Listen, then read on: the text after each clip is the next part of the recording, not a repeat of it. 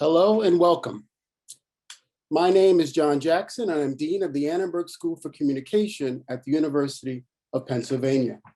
I want to thank each and every one of you for being here with us today. It is my distinct pleasure to be able to welcome you on behalf of our co-sponsors, the University of Pennsylvania Carey School of Law, the Padilla Program, the Provost Office, and of course, the Annenberg School for Communication, for what promises to be a timely and thought-provoking conversation. Today, I have the dual honor of opening our virtual event and offering a few words to introduce the University of Pennsylvania's President, Amy Gutmann. In many ways, it would be accurate to say that President Gutmann inspired this very gathering when she and Provost Pritchard selected civic engagement as Penn's theme for the current academic year. In the context of heated, some might say overheated elections, a fraught socio-political climate more generally, and of course, an unprecedented pandemic threatening the very sustainability of everyday life as we've known it. The three pillars of our well-known Penn Compact, inclusion, innovation, and impact, have served as beacons to ensure that the research and the teaching coming out of the university community truly matters, that it has the power to transform our lives in real and tangible ways. It is through that compact's lens, and thanks to its designer's vision, that we are fortunate enough to bring together two incredible role models of activism and engagement today, Stacey Abrams and Benjamin Todd Jealous. And so as we prepare for what is sure to be an instructive and inspiring conversation between them, I now turn over the microphone to Christopher H. Brown, Distinguished Professor of Political Science in the School of Arts and Sciences and Professor of Communication in the Annenberg School for Communication, an exemplar of civic engagement in her own right, President of the University of Pennsylvania, Dr. Amy Gutmann. Thank you, John. Thank you so much for all you do at Penn and all you do in your scholarship and teaching and leading our wonderful Annenberg School. Good afternoon, everybody. Happy Friday to our Penn family and guests joining us from near and far. I am sure we're in for an amazing and insightful discussion. I'm not going to begin by telling you that today we will be hearing from two extraordinary individuals, because judging from what they so persuasively teach us, they wouldn't want me to tell you that. The lessons I have learned from our honored guests, Penn visiting scholar Ben Jealous and his friend of many years, former Georgia Democratic gubernatorial candidate Stacey Abrams, they inspire me to say something different. Today, we welcome two totally relatable people who have each done extraordinary things. In just a moment, Penn Carey Dean Ted Ruger will introduce Mr. Jealous and Ms. Abrams. I want to take this opportunity to invite you to listen carefully to this conversation. Think of it not as testimony to what Olympians have achieved, but rather to what every one of us here today and every other citizen can do when we set our hearts and minds to it. The power for social change for the good lies in each of us. I expect that we're going to hear today some practical advice born and won of hard experience on how to rev it up.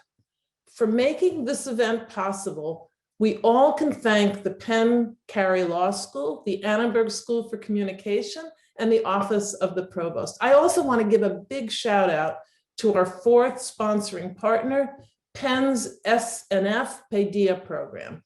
Today's conversation precisely captures Padilla's mission of informing and inspiring public service. My special greetings to every Penn student who is here with us. Through your questions solicited in advance, you will be a central part of this conversation.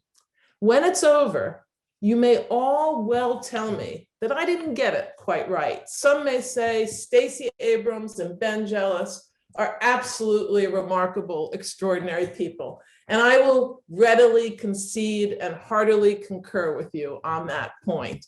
But what I fervently hope that you will also come away saying to yourselves, to ourselves today, is that Stacey Abrams and Ben Jealous have inspired me to attempt even more remarkable things. And on that point, I won't concede. I'll join with you in celebrating the better future that this will bring. So thank you all for being here and welcome.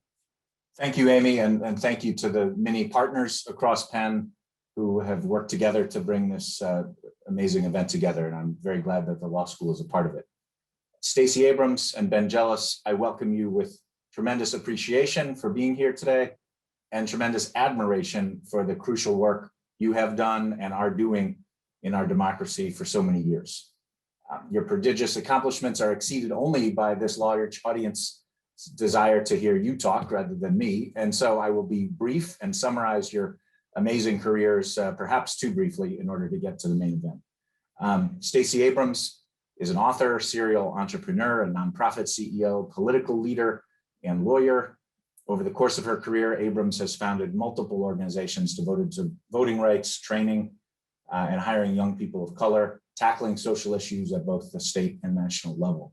After serving 11 years in Georgia's House of Representatives, Ms. Abrams served the last 7 as minority leader, and then in 2018 became the Democratic nominee for governor of Georgia, and that was the first Black woman to run statewide for governor for a major party in the United States.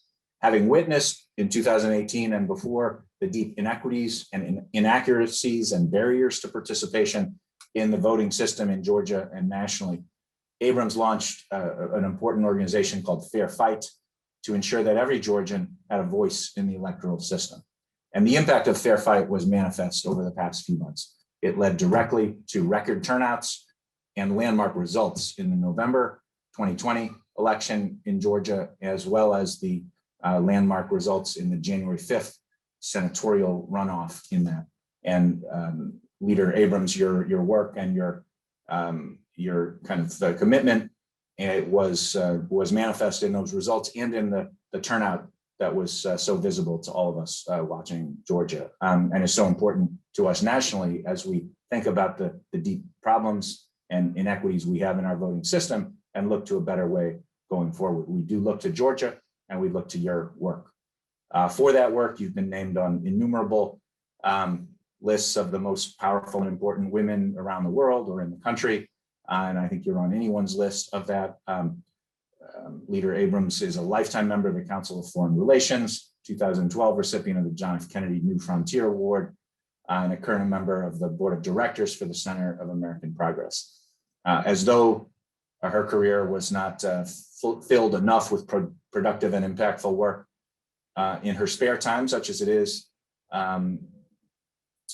she is the author of a series of successful romance novels under the pen name Selena Montgomery that I want to read after this talk. Stacey Abrams, thank you for being here and for protecting and advancing our most important democratic values in this very fragile and important time. And thank you for joining us today. And I'm very pleased to introduce, to converse and interview with you, your old friend, Benjamin Jealous, who is now our University of Pennsylvania colleague on the extended faculty, teaching at Law, Annenberg, SP2, and beginning next year also through Arts and Sciences. So for students listening to this, we're so pleased to have Mr. Jealous here for several years teaching classes, and I hope you can interact with him in those contexts in the years ahead. Ben Jealous is currently president of People for the American Way. Before that, in 2008, he became the youngest ever president of the NAACP, and in 2013 was named Marylander of the Year by the Baltimore Sun. His work on marriage equality, death penalty abolition, racial justice, and DREAM Act advocacy has been recognized nationwide. He also, like Leader Abrams, ran for governor statewide in Maryland in 2018. Ben, it's wonderful to have you as a colleague. And as you tweeted last night at Ben Jealous, another one of your greatest accomplishments is having known and worked with Stacey Abrams for almost 3 decades. And so to hand it off to you, I'll close with your own words from that tweet. And here is what you said. Stacey and I organized together in 1994, ran for governor in our states in 2018, and have been friends for 3 decades. Today will be the first time I interview her. So we're lucky to be part of this first. And with that, and with great appreciation for the work you do and for sharing it with us, I turn it over to both of you. Thanks. Thank you. Thank you. Thank you. Thank you, Dean Ruger, Dean Jackson, President Govern. Thank you. Hey, Stacy. Hello. It's good to see you. So, I've been bragging about you for a long time. And when I do, I typically kind of get right to the numbers because otherwise it's as long as that bio. So 4 startups, 4 nonprofits, 5 siblings, 11 books, helped launch a WNBA team, first woman to lead a party in the Georgia legislature, first Black person to do so in the lower house. I've always wanted to ask, what exactly can't you do? Get you to stop telling people how old we are. All right, Faye. Well, more importantly, how do you do it all? Like, what's your advice to folks, to the nerds out there, to the young people like we were with ambitions who, maybe are bigger than other people's perceptions of them at that moment in their life? Like, what's your advice? Number one, do not edit your ambition. I think what has always been a bond between the two of us is that we refuse to be couched in terms of what people expect of us. I don't believe in editing ambition. I think you should imagine what you want, think about what could be, and don't use the seductive logic of it hasn't been done before or someone like me hasn't done it to convince yourself you can't try. Number 2, get really comfortable with fear and failure. Fear is important. I take it out to lunch, get to know it really well, find out its hobbies, because fear is a galvanizing force, but it's also a legitimate reason to think through what you're doing. Not a reason not to do it, but a reason to anticipate what the consequences can be, what the difficulties will be. Because if you don't go through that process, those difficulties, those consequences can stop you in your tracks and push you out of who you could become. Failure also does that. As many things as I've tried, my startups, 2 of them went kaput, in part because things changed and we couldn't sustain what we were doing. I don't think of failure as a proof point that I'm not good. I see it as an opportunity to figure out what I can do better, what I didn't do well, but it's also important to think about what else happened. What was the environment? For people of color, in particular, for people who come from disadvantage, we internalize mistakes and we make ourselves the sole responsible party for failure. We should own our part of it, but we should always make sure we're thinking about the broadest set of context, because that's how you figure out how not to do it the next time, or if you're going to fail again, fail differently. And then the last thing is, don't go alone. One of the most amazing opportunities I've ever had in my life was when you and me and Derek Johnson decided to push back against the governor of Mississippi, who wanted to shut down a Black college and turn it into a prison. Jerry Rice's alma mater. Yes. There is no logic that says that 3 young Black people who had between them absolutely no money should be able to organize effectively enough to get that done. And yet we did. And I don't think it's because, you're brilliant. Derek's brilliant. I'm pretty good at getting people to listen to stuff, but it wasn't because each of us existed. It was because we existed. So often we think success is a singular achievement, that it is about what I did and what I can do. I don't believe in going alone. I believe in building partnerships, building relationships, building organizations, because I may be smart, but I am better when I'm surrounded by people who are smarter, faster, stronger, who think differently. And for those who tell you I did it, it's mine, they're either lying to you or they're lying to themselves. We have to do this together. Each of us has a part to own, but we've got to get it done together. Remember, you and Derek and I went to go see Dr. Ronald Walters. He was the longtime chair of the poli-sci department. He'd been, an advisor to Jesse Jackson, to Doug Wilder, to the mayors of Chicago and New York who had just broken through, Harold Washington and David Dinkins. And we brought him our dreams. We were in his office at Howard. And he told Derek and I that our dreams were too small. We need to go back and think about them and come back to them. But you could see farther back then than we could see as far as what was going to be possible for our generation. I'd say even kind of this moment when we're like, what did you see back then? Like what, what about your parents being the daughter of these two preachers, the way you were raised, sort of gave you the chutzpah to think that all these breakthroughs were possible, not just 10 years ago when we were conspiring, but like 28 years ago. So I couch it this way. I'm the great, great, great granddaughter of slaves in Mississippi. I am the great, great granddaughter of sharecroppers. I'm the great granddaughter of domestic workers. I'm the granddaughter of cooks who, my grandparents worked in a university as cooks for 40 years. And for half of their time there, almost, their children weren't going to be able, or for the beginning of their time there, their kids weren't permitted to attend the college where they worked. My grandfather served 2 tours, one in the Navy and one in the Army. And each time he came back from World War II, from the Korean War, he wasn't permitted to vote. He was permitted to put his life on the line, but he couldn't vote in his home state. He couldn't vote in elections in the US. My parents were teenage activists. My dad was arrested at the age of 14, registering Black people to vote in Mississippi, a right he couldn't even imagine having, even if it had been legal for Black people to vote. He was 14, and this was before the 26th Amendment. So 21 would have been the earliest he could cast a vote. But at 14, he was willing to go to jail to do this work. My mom was doing the same work on the other side of town. She was just smart enough not to get caught. But all of them, that's my lineage. That's the legacy I am born of. And so when I think of what I want, I don't think of it in terms of what I can personally do. I think of it in terms of what should be.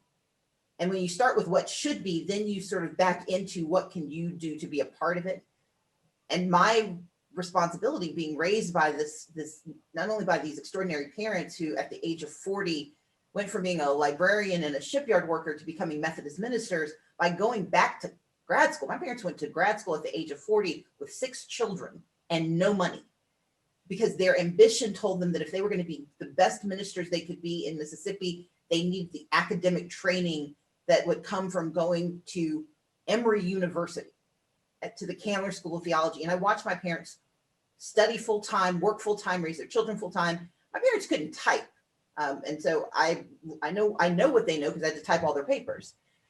And I say all that to say this. Because I think of what should be, I can then situate myself somewhere along that path. But I get as close as possible to what should be before I start to tell myself what I can do. The reality is I may not get anywhere close to where I think I should be, but I refuse to let myself not imagine that opportunity. I see a lot of your mom and your dad in you when you say that. I want to do a little kind of a speed round. A lot of people had questions about how to fix things, and a lot of that they can read elsewhere, but let's just kind of dive in and be kind of the policy geek thing. Talk to us about redistricting and gerrymandering and what needs to change, not just in Georgia, but across this country. Right now, the federal government is fairly locked out of the issue of gerrymandering, except for the very narrow provision that prevents race from being used as a way to strip people of color of power. But because the Supreme Court has authorized partisan gerrymandering, but there's also the Evanwell decision that most people didn't really pay attention to, that would permit states like Texas and Georgia and other states that haven't put it in their constitution, it would allow them to discount any person not of voting age. That would mean not only not counting, discount people who could not vote. So that would mean not only discounting the undocumented, it would include discounting children, which means for communities of color who are currently the most prodigious in the production of children, and young people of color comprise the largest parts of the under 18 population in a lot of states, all of those communities would suddenly not be considered for the purposes of redrawing lines. And so the best solution is federal action. HR 1 is an important bill that would set a federal standard for protecting the ability to draw the lines. But the other is that we treat the census, which is the metric that is, it's the singular metric that is used to draw these lines. We treat it as a once a decade intrusion in our privacy. I see it as a 10-year opportunity for organization and for strategy and planning. We have to be better, especially the communities that are most affected by the disenfranchisement of gerrymandering. We've got to do the work of being included in the census. That's why I created the organization Fair Count, which has been instrumental in ensuring that hard to count communities were included in the 2020 census. But the work doesn't stop. We've got to keep at it, and we've got to make sure people understand that those decisions that are being made about who gets money from COVID recovery, who gets access to PPE, who gets to draw the lines, those all come from the census. And so we've got to use not only the federal redistricting process, the creation of a federal redistricting process, but we've got to use the census as a tool for our success, as opposed to allowing it to be weaponized to deny us our agency. Amen. QAnon, 1/6, all this conspiracy theories and hate.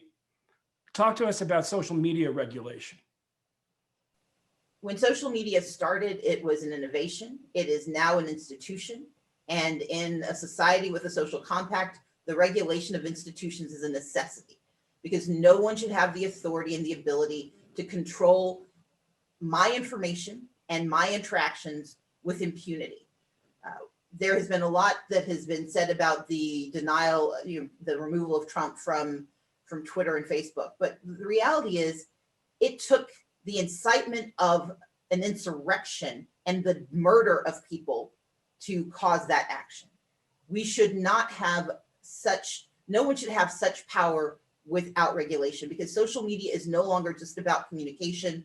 It is about the construction of who we are as a society. For the same reason that we regulate television and radio, social media now has that power and that force, and they deserve to have the same oversight, because no one should be allowed to vitiate the social compact without having some responsibility. You know, your father's a natural born populist. That's part of why he and I get along. A couple old Southern, now I'm old too, old Southern Black populists. So talk to us about, in our politics, there's this dichotomy, right? We're told essentially for like working class people of color, working class progressives, your best friend is rich people. And for working class conservatives, largely working class whites, your best friend is rich conservatives. What is it going to take to actually get working people across racial lines to recognize their own self-interest? I mean, it's happened at different points in our history, but it always seems to be a short point in our history, a short period. How do we actually, get people to come together around just their interest in building up the good institutions like public education and our government? I think there are two parts to that question. The first piece is that we have to recognize the difference between a populism that is of and with the people and the authoritarian populism we survived for the last 4 years. The authoritarian populism that has led Jair Bolsonaro to undermine democracy in Brazil, that led Viktor Orban to take over Hungary, that led Erdogan to take over Turkey, that is being used by the president of India to essentially undo nearly a century of activity and progress. So we have to recognize that authoritarian populism is a danger that can be fomented in the United States. And so Trump did it. Exactly. So when we laud populism, we need to make sure we're talking about it as a homegrown ethos that is about actually including people in progress, and not this basically political shtick that is used to convince people that this new savior or messiah will change the world for you, when their only intention is to take over the systems to benefit themselves. So that's one piece.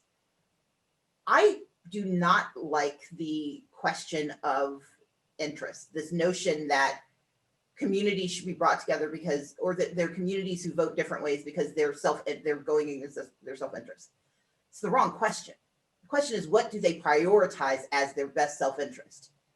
I grew up in the Deep South, where for a very strong part of the population, the self-interest that is most important to them is racial identity. There's another group, the most important self-interest to them is their moral, what is going to happen in the afterlife. For some, it's the economic needs that they have. So for others, it is the legacy for their children. And so part of the challenge with solving this problem is that we've got to stop presuming we know what someone's highest and best self-interest is. We've got to do the work of actually understanding what drives them, because only when you know what drives them can you figure out how to steer them where you want them to go. And so the reason it's always been very minor and short-lived points in time is that it's only when the economic self-interest overwhelms everything else that we have seen people come together. But the minute that is mollified at all, it breaks apart again. And that's why you saw briefly this coming together of Black and whites in the South when in the Great Depression, when everybody was suffering, it was worth it to come together. But the minute there was any degree of relief for whites, they left and the peace broke down again. And so I think part of our opportunity is to understand that populism speaks to only one part of the construct of identity. And so we've got to deal with the other parts. And that goes back to the QAnon conversation and the regulation of social media, because the ability for social media to allow only one facet of identity to be amplified to the, not only over others, but to the exclusion of others. When you are convinced by social media that your economic detriment is caused not by wealthy people siphoning funds out of society, but by an undocumented immigrant taking a job that you weren't going to apply for anyway, when we push communities of color against one another by claiming that their success comes at our detriment, that actually is what I think furthers the breakdown and keeps the poles pushed apart. And so we've got to spend more time thinking about how do we take those other moments of identity and other ideas of self-interest, and instead of being reductive, and I don't think that's what you were doing, but I think sometimes politicians can be so reductive about that we forget that you got to do all of it. And if you can't do all of it, you've got to make sure that you're doing enough with those who share your self-interest ideals to amplify their voices. And that's the approach I tend to take. Amen. Let's talk about books for a second. Okay. And by the way, I'm condensing a lot of other people's questions. Huh? This is like the strangest game of Jeopardy ever. What else did you expect? Let the other university folks who don't know you ask questions with people that don't know you ask. So I'm condensing a lot of folks' questions for most of the questions about politics, but Jessica Bao gets props for reading your book. She's an English major, and knowing that you are Selena Montgomery. As an English major, I was really interested in your past work as a romance author, especially when it can be a genre frequently maligned for its traditional appeal to women. I was wondering what drew you to that genre, especially as a young college student, and if there's a favorite book or a recommendation amongst all you have written. I grew up reading romance novels. My mom loved them, but my great aunt, Jeanette, collected them. And so when we would go to Hattiesburg to visit her, she would have stacks and stacks of books that we could just rifle through. I've got two sisters who are roughly around my age. And so the three of us would read and we would trade. And I loved romance. It's, number one, they are quintessential stories of humanity. It is about wanting something, not knowing how to get it, fighting to get it, and then fighting to keep it. It's a hero's journey. It's just told from a woman's perspective. And so I've always loved romance. I not only romantic suspense, romance novels, romantic suspense, but also some of the classics in our literature are romance novels.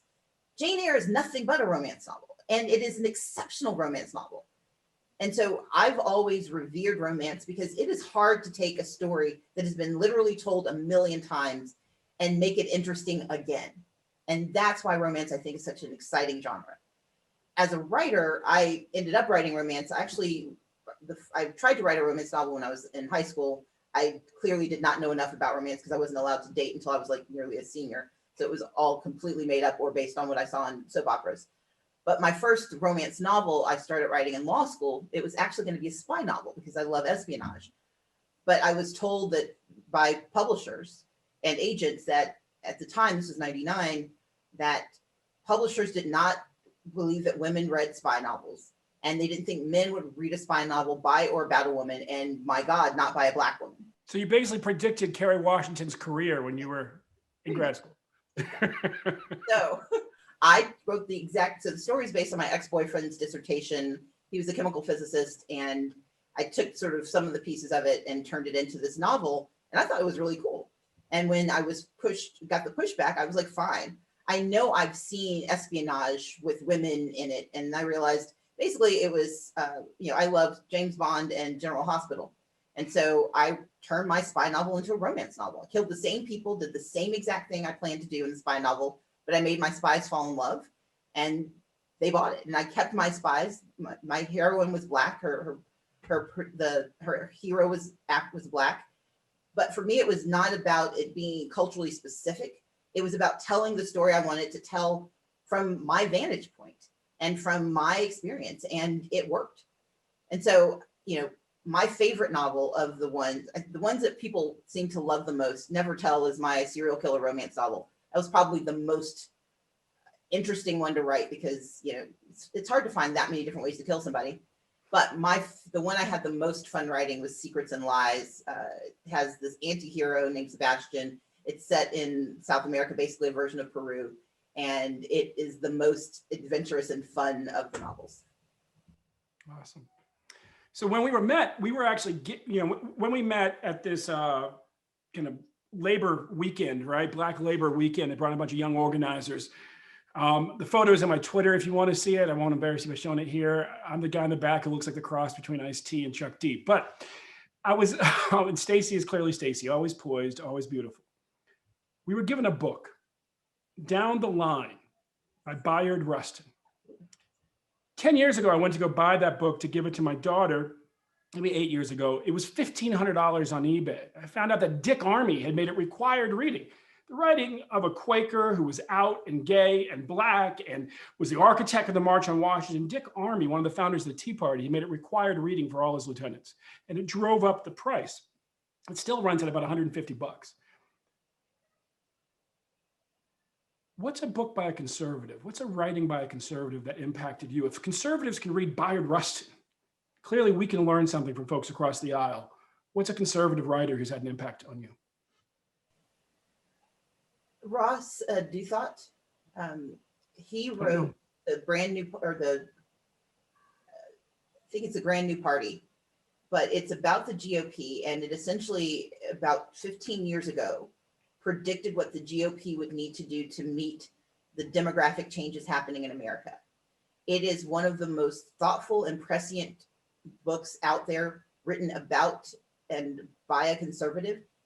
And if they actually read it, they could transform their party in ways that would make them very competitive after the demographic shift happens in the United States. I doubt they would. Yeah, Brand New Party. That's it. It is fantastic. It is one of my favorite books. And it is what I used when I was doing my work as minority leader to anticipate what they could be doing and to figure out, okay, what else do I need to understand about how conservatives think, how they process information, and how they engage these very same conversations about education, economics, morality. I think it is always important. I watch Fox News at least twice a week and I watch the news part, and then I watch the political punditry, because you cannot build a movement or an effort that has an opposition if you don't understand the opposition. And I don't call them enemy. I don't think it's about enemies. I think it is about opposition, because there are moments where we come together. There are moments where they have good ideas that we should appropriate. When I was in the legislature, part of my success, my job was Latin for lose well. I'd never had enough votes to do anything on my own, but the successes we were able to have were grounded in the ability to actually think about and understand what the opposition wanted, what they needed. And my favorite example is that I worked with the Tea Party to block this anti-environmental legislation for 3 years against the Georgia Republican leadership. The governor and the Chamber of Commerce wanted these bills desperately. And we blocked them for 3 years, and finally they gave up and we got what we wanted, because I didn't try to go into this trying to convince the Republican members I needed. I didn't try to convince them to believe what I believed on climate change. I wanted to understand why they would like it, and it was property values. That if you let stream buffers get eroded, if you sold the land and allowed this to happen, you would undermine property values for all of those folks who lived on coastlines. And when it was framed in that way, it may have had the environmental benefit I wanted, but it had the economic need that they held That's to right. be most important. And we were able to work together fairly seamlessly for 3 years to hold the line. No, that's right. That's right. That's right. You're brilliant. I love you. Just want to say that. You're kind of awesome yourself. So, I'm not a scholar, so yeah, I take that very seriously. so talk to us about progressives in the South and progressives in the North, and what do Democrats in the North get wrong about the South? What do they need to understand? What does it take to succeed and build power in the ways that you have as a progressive in the South? And to quote George Wallace, who in his rise to be governor of your neighboring state said, "My God, the entire country is Southern," because people were praising him for being so racist. Like, what are the implications of that for people leading across the country? I begin by reminding people that progress is not just an ethos, it's a position. And if you're going to try to create progress, you got to start where you are.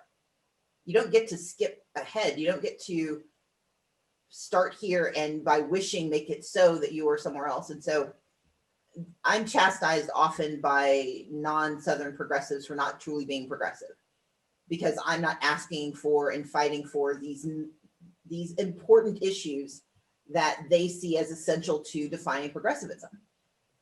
My point is, I'm still trying to get Medicaid for some.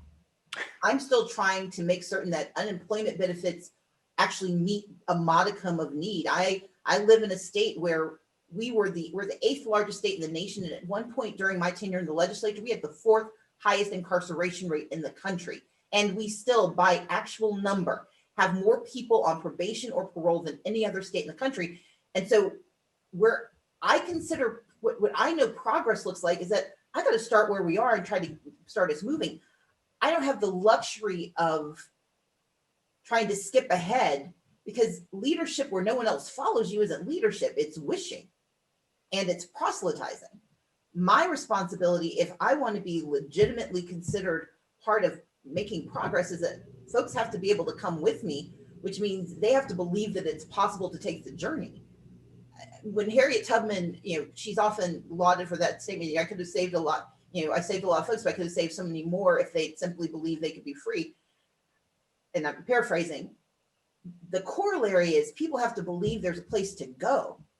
And if they don't believe that place is real, they're not going to move from where they are. And so for some who think of progress and progressivism as an absolute, that's what they get wrong about the South. That's what they get wrong about the Sun Belt. It is not about this absolute, these are the things that mean you're progressive. What means you're progressive is that you're trying to make improvements in the lives of others to get them to that great place. But the other part of that is, I have an organization I started called the Southern Economic Advancement Project. We work with 12 Southern states. And the way I define it is we try to translate progress into Southern. When we talk about issues, we have to translate into Southern, which means we have to have an intentional lens on race and class that cannot be a corollary. It has to be central, because 57% of Black people in America live in the South. We have some of the fastest growing populations of Latino and Asian American Pacific Islanders. Where we're lucky, we still have groups of Native Americans who are too often left out of any of these conversations of color. And all of those groups have specific needs that are not the same. And so in the South, we have to think about things through a racial lens, because so much of who we are is a vestige of aggressive and cemented institutionalized racism. But that's not all we are. And so, and the racism manifests itself in different ways depending on who you are. The opportunity for progress in the South that I wish people from the North understood is that we don't have the luxury of a single strand identity and a single strand solution. We've got to think about the fact that, yes, fossil fuel, environmental racism is real and environmental injustice is real, but how much of the fossil fuel industry is actually populated by the communities you're trying to save, because this is the only place they can get jobs. So it's always about having those complicated constructs in mind when you're trying to create progress. And part of what we try to do through SEEP is take those conversations and translate them into Southern so that we understand it, but that others who are trying to help can understand it as well. All right, we got a question from the audience. This is from a fellow Georgian, so she gets priority.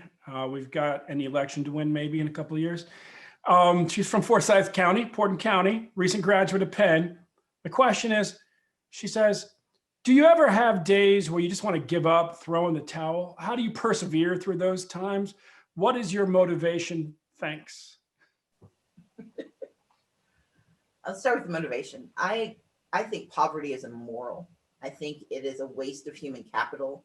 I think it is the source of so many of the challenges we face in our society. I think it robs us of good people and their capacity. And I think it is directly tied to drug use and to mental health issues that can't get solved or at least treated. It is tied to incarceration rates and to depression. Poverty drives me, and the belief that as a Christian, this, there's a scripture in Matthew where Jesus said the poor will always be among you. It wasn't a fait accompli. It was a challenge. He wasn't saying it's going to happen, so okay, you're good. This is one of your responsibilities. How do you resolve this? Because if you go through the Bible, all of these scriptures are about how we are supposed to take care of one another. And so to the malaise, look, I spent 10 days in mourning after November 6th, between November 6th and November 16th, between election day and my non-concession day. I went through the stages of grief because look, my opponent was the Secretary of State. If he rigged the damn election, let's be clear. If he managed, given all of the things that had been done before we even knew there was a problem, we knew about like a whole phalanx of problems. We created the only statewide voter protection program in the country. So we knew there was a problem. But even with that infrastructure, we didn't know all of the problems. We didn't know how deep and how wide and how malicious his behavior was, coupled with his incompetence. Because, you can think some people are bad at their jobs, but then you see just how really bad they are. That gutted me. But what got me back up, what made certain that we fought those legal battles, the reason on day 10, we call that period in our campaign time, we called it overtime. I got to be sad. I got to be mad. I got to be mad again. I really like being mad, but I also am born of that lineage I told you about. So I added my own little leverage and I started plotting.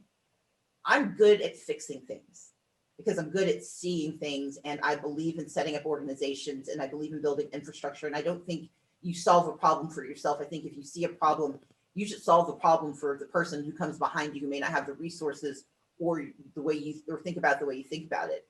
And so I created Fair Fight as an organization. During that week, I created Fair Fight, Fair Count, and SEEP. And Fair Fight was designed because I could either fight that election and try to make myself governor, which would have been selfish and irresponsible. But unlike Trump, you had an argument. I just want to point that out. And I won court cases. We won 4 of them. Or I could decide my responsibility was to fix the system for the next person who was going to run. But that person wasn't the person on my mind. It was fixing the system for the voters who were told their voices didn't matter. You and I, when we ran for office, what was so important about our campaigns and the campaigns of so many who were running that year, we talked about what could be for people if they believed enough in the system to participate. It is anathema to me that I could say that to people for what was about 2 years and then turn around after I didn't get what I wanted and take my marbles and go home, instead of trying to make sure that they believe that I was serious and that they tried again. And Georgia was a singularity in terms of just how bad it was. But it was also the moment where that was the saddest I've ever been. It was the most worthless that I'd ever felt. I felt like I'd failed people, that I should have known, should have done, shouldn't have said. I'm just impressed you only gave yourself 10 days. I took some months, but go on. I've always been trying to get things done fast. But the reason I could keep going is the things I talked about at the very beginning. Ambition doesn't allow itself to be thwarted by not getting what you want. Sometimes it's an opportunity to expand how you think about it or understand what you need to do differently. Fear was part of what hurt me. I was afraid that I was a loser and that I hit the ceiling of possibility, and I could not let that be true. Failure. I didn't want to go outside because I did not want to hear people, ridicule me. And then I realized people were that, and you experience this too, Ben, the response from people that they had hope because I didn't, not because I didn't win, but because of my response to not winning. I get through this. I get through those bouts by remembering why I do it, remembering I can't do it all. Amen. But remembering my job isn't to win, it is to move forward. And winning doesn't mean you get the prize, it means you get the progress. I've said that before, but I meant it when I said it, and I hold it to be true. I moved the state forward. We got more done Amen. because of that. And every time I And try, now 2 senators and a presidential election. Just saying. I try to be efficient. Yes, that's right. But overall, it is. But the last thing is, I also let myself grieve. I watched a lot of TV. I read books. I did not talk to people I didn't want to talk to. And I gave myself permission to be sad, to be angry. You have to give yourself permission to grieve and to be burned out. You have to give yourself permission to sit still and not have to solve things. Those who tell you that you're just supposed to push through are either rich or insincere. Most of us have to just deal, and we don't have the option of pushing it off to someone else or pushing it off to some other time. We've got to deal with it, and to let yourself not be successful for a minute, let yourself not be, always moving. Sitting is good. Silence is good. TV is great. Now you are the probably the most famously productive and dynamic introvert in America. I teach my students in my leadership class about the power of introverts and why, as an extrovert, I could never succeed without surrounding myself with introverts. You manage to kind of be it all. It's pretty impressive. Very kind. Let me ask you this. Okay. So go back when we were both in the primary, right? And how weird was it that these two kids who've been organizers together were both running for governor south of the Mason-Dixon, about to win their primaries? But in the beginning, it was a real fight. It was a fight for me, it was a fight for you. And we were at Netroots. And some of your supporters were kind of boisterous and talking smack with signs and stuff. And I looked at you and I was like, really? And you're like, don't start none, won't be none. And it occurred to me that every other politician in that race was playing poker and you were playing spades. What can politicians learn from the games of spades? One, you got a partner. You have to be able to trust your partner, but you also have to be willing to sacrifice in order to win. My dad, who taught me how to play spades, it was my dad and my great grandmother. And my dad, he's like, play to win. You don't hold on to your cards and you don't wait till the end so that you can run, try to run some wins. It's like play to win every hand, play to win every time. And sometimes you'll have to sacrifice a queen or a king to an ace. But if that gets you closer to being able to play a spade against someone else's, face card, do it. Play to win. And my great grandmother said, Moo, she was like, every card only wins once. You're not going to somehow benefit by trying to outthink the cards. Cards are what they are. And so if you work with if you trust your partner, but the most important thing is watch the table. And that's the thing a lot of spades players don't do well. You have to watch the table. You got to know what fell, and you got to watch how the other people play, because people have tells, they have patterns. But if you don't know what's already come, then you don't know what to do with what you've got in your hand. And so I learned early on, I watched my partner, but I also watched the table, and I watched what has been played so that I know what not to do or what opportunity is coming up for me to take advantage. And also Well, a lot of money at Spelman, playing Morehouse men who did not watch the table. no, indeed. No, indeed. Or us against your brothers. Well, thank you for having this conversation. I think your wisdom on spades is a great place to stop. And if you ever need a spades partner, whether it is at the card table or in politics, you know who to call.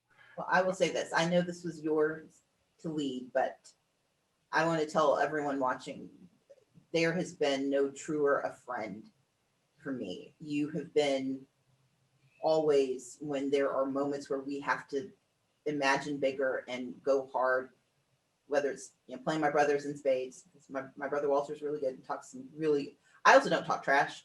I play and I win. But having a friend and an ally like you for nearly 30 years has made every one of these moments so much brighter and so much better. So thank you. Thank you.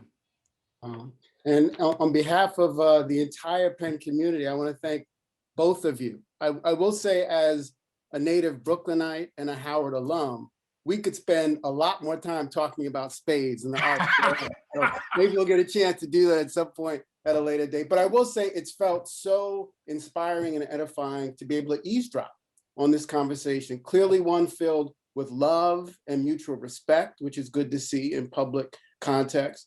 And also so holistically, thinking about politics as steeped in all the other things we do every day. It was really generous of you all to let us listen for a little bit. Hopefully we can do it again at some point in a non-socially distanced way. But until then, on behalf of the entire university, thank you so much for being a part of this conversation with us today, and looking forward to seeing what you both are able to pull out of 2021 for the betterment of our entire body politic. So thanks for the work you do. We really appreciate it. Thank you. Thank you. Thank you, President Gutman.